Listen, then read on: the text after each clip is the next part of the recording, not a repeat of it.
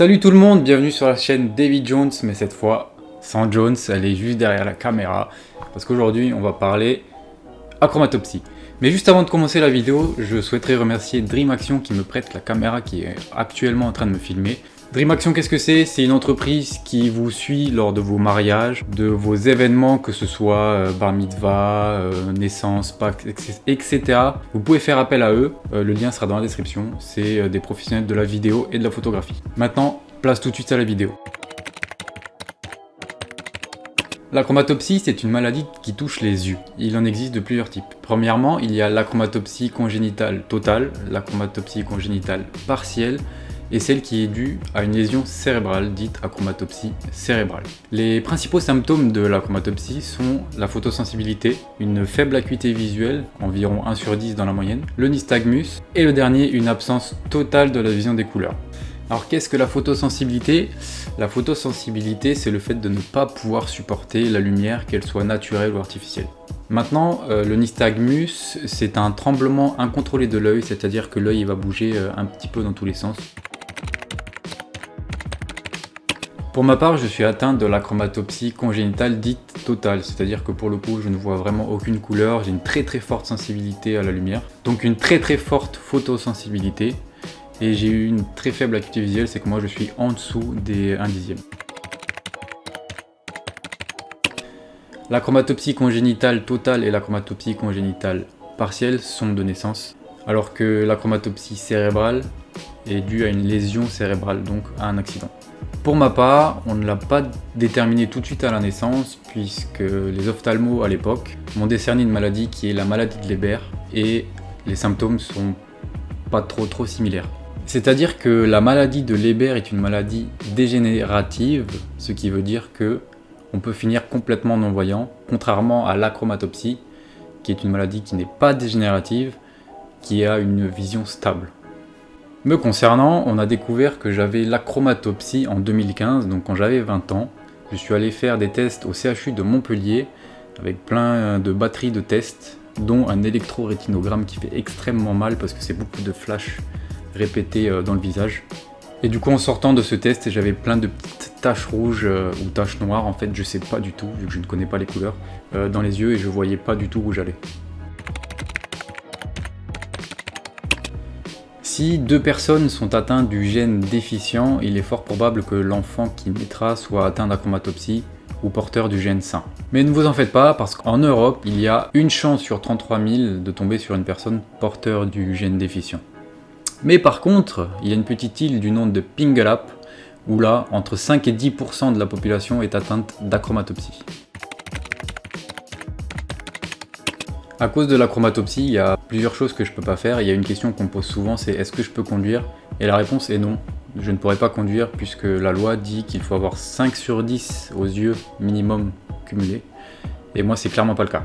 Ensuite, il y a autre chose qui est très déconseillée quand même, puisque je suis photosensible, c'est de rester dans des endroits beaucoup trop éclairés. En fin de journée, j'ai clairement très mal à la tête. Les achromates, puisque c'est comme ça qu'on nous appelle, on a une vision très unique du monde, c'est-à-dire qu'on va voir la vie en noir et blanc et en nuances de gris. Tout de suite, je vais vous faire un petit test de comment moi je vois les paysages. Donc ma copine a fait un croquis et moi je vais colorier de la couleur à laquelle moi je vois le monde.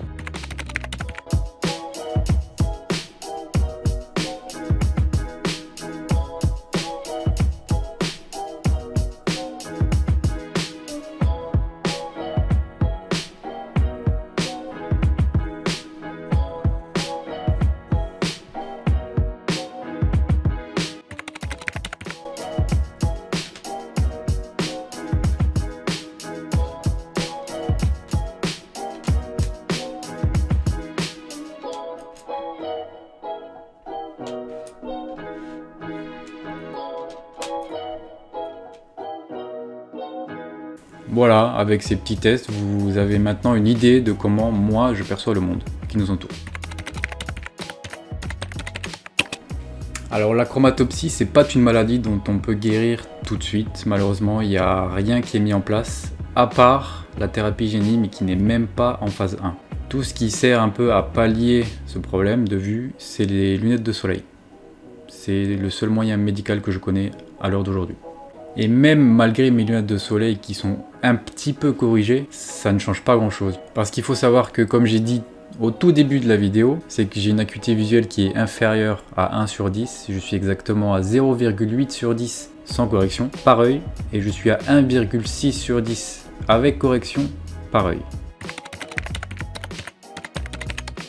Ça, c'est une question qui n'est pas évidente, mais je vais répondre avec ma mentalité d'aujourd'hui. Je ne pense pas que je la ferai, puisque je suis beaucoup trop habitué à comment je vois le monde maintenant. Ça serait un trop gros changement pour moi de devoir me réhabituer, etc. Donc je ne pense pas que je le ferai maintenant, mais qui sait, peut-être dans 15-20 ans, je changerai d'avis. En soi, en termes de moyens médicaux, il n'y a que les lunettes qui peuvent pallier à la chromatopsie. J'utilise des lunettes de soleil avec des verres teintés de catégorie 4, ce qui est très teinté quand même, puisque même une personne qui n'est pas atteinte de déficience visuelle, par exemple, ne peut pas conduire avec des lunettes de soleil de catégorie 4. Je porte très souvent une casquette qui m'aide à du coup boucher les trous qu'il y a ici des lunettes, qui fait que la luminosité ne rentre pas directement sur mes yeux. À part ça, il n'y a pas grand chose de plus à faire. Alors dans mon quotidien, ce que je fais, c'est que les volets de chez moi sont fermés la plupart du temps, voire quasiment toute la journée. Pas fermés à fond, mais du moins jusqu'à la moitié, tout le temps. Ce qui fait que je suis très souvent dans le noir, ce qui agace d'ailleurs un petit peu ma compagne qui a l'impression de vivre avec un vampire. Ensuite, les murs de mon appartement sont peints, comme vous pouvez le voir derrière, le mur il est peint en gris chat, ils appellent ça, comme ça. Ensuite, ici j'ai des murs qui sont peints en gris clair. Et en face de moi, j'ai également un mur qui est peint en gris clair. En ce qui concerne la lumière que j'utilise dans mon appartement, j'utilise que de la lumière un petit peu ambiance tamisée. Donc il y en a une qui est ici et une qui est ici. Je n'utilise jamais l'ampoule en haut parce que c'est un petit peu trop brutal pour mes yeux.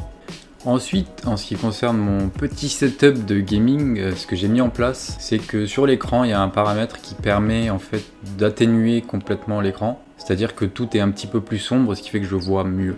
Ensuite, ma chère et tendre copine m'a acheté un petit logiciel qui permet de changer le crosshair. Le crosshair, qu'est-ce que c'est? C'est le petit réticule qui permet de viser.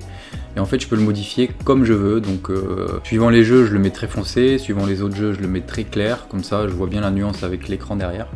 Et ce qui me permet de toucher un petit peu plus mes ennemis quand je joue à des FPS. Alors, mon embauche n'a pas été très difficile dans le sens où je n'ai pas besoin de beaucoup d'aménagements spécifiques. Je suis pas une personne en fauteuil roulant ou j'ai pas un handicap physique trop important. Moi, c'est un handicap sensoriel. Et du coup, au travail, j'ai pas besoin de beaucoup d'aménagements. J'ai 2 écrans fixes en plus d'un ordi portable que je n'utilise pas en tant qu'écran. En fait, il me sert uniquement de tour parce que l'écran de l'ordi portable il est trop petit. De plus, j'utilise la loupe Windows que j'ai un petit peu mis à ma sauce en gros, donc on peut la modifier un peu comme on veut. On peut soit élargir comme ça, soit comme ça dépend. Et moi du coup elle est à peu près rectangulaire et ça me va très bien.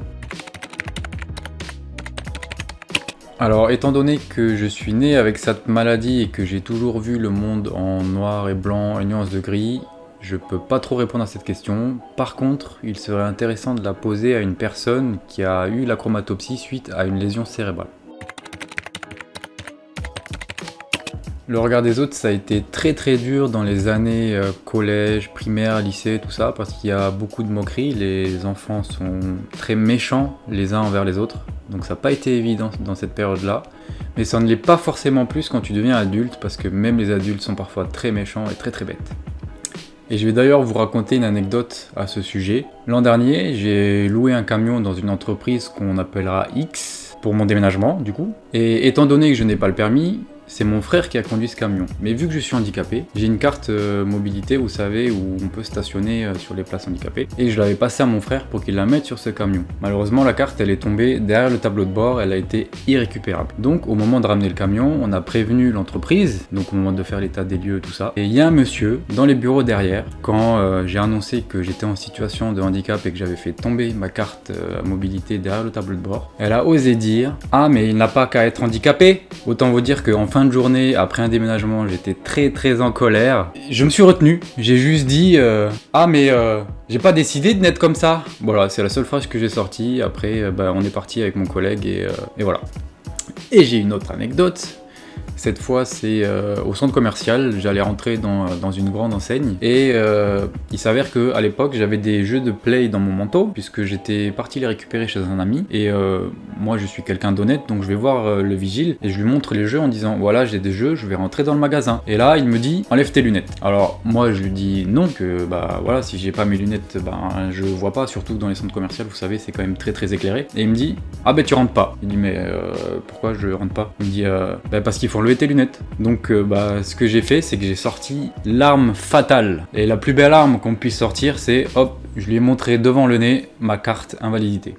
Et là, il n'a plus rien dit, il a juste dit, il a fait juste ce mouvement de la tête en mode vas-y rentre quoi. Voilà, fin de l'anecdote. Alors, il y a des moyens qui pourraient être mis en place, je trouve, pour moi, qui pourraient m'être d'une très grande utilité. C'est quand je vais faire du shopping, je ne connais jamais la couleur des vêtements que je choisis. Ce qui serait bien, ça serait vraiment de pouvoir mettre une petite étiquette avec écrit vert, bleu, jaune, rouge sur le cintre pour que je puisse choisir des vêtements tout seul en fait. Parce qu'à l'heure actuelle, je ne peux pas choisir des vêtements tout seul. Alors ce que je pourrais dire, c'est que lorsque vous croisez une personne qui porte des lunettes de soleil par mauvais temps ou qui fait vraiment pas très beau, il ne faut pas se moquer, il faut essayer de se dire ah bah peut-être que du coup elle est atteinte d'acromatopsie, peut-être qu'elle a ce petit problème là. Il faut pas juger les gens juste parce qu'ils ont des lunettes de soleil à l'intérieur comme à l'extérieur. Et si vous avez une moindre question lorsque vous voyez quelqu'un, il ne faut vraiment pas hésiter à aller lui poser la question. Au contraire, moi j'aurais aimé qu'on me pose la question au lieu de quand je marche dans la rue, j'entends des gens dire ah mais il fait pas de soleil. Et du coup je me sens un petit peu mal après avoir entendu ce genre de réflexion quand on croise des gens. Et voilà, c'est déjà la fin de cette vidéo, j'espère qu'elle vous aura plu, qu'elle vous aura aiguillé sur les questions que vous vous posez. Si vous avez d'autres questions auxquelles on n'a pas répondu, n'hésitez pas à les mettre dans les commentaires, on sera très heureux d'y répondre. Si vous êtes encore là, merci d'avoir regardé la vidéo jusqu'à la fin, n'hésitez pas à lâcher votre petit pouce bleu, à vous abonner si c'est pas déjà fait, on active la cloche, on partage, ça fait vraiment plaisir, ça nous soutient. On se retrouve très bientôt pour une prochaine vidéo, c'était David de la chaîne David Jones, tata bisous.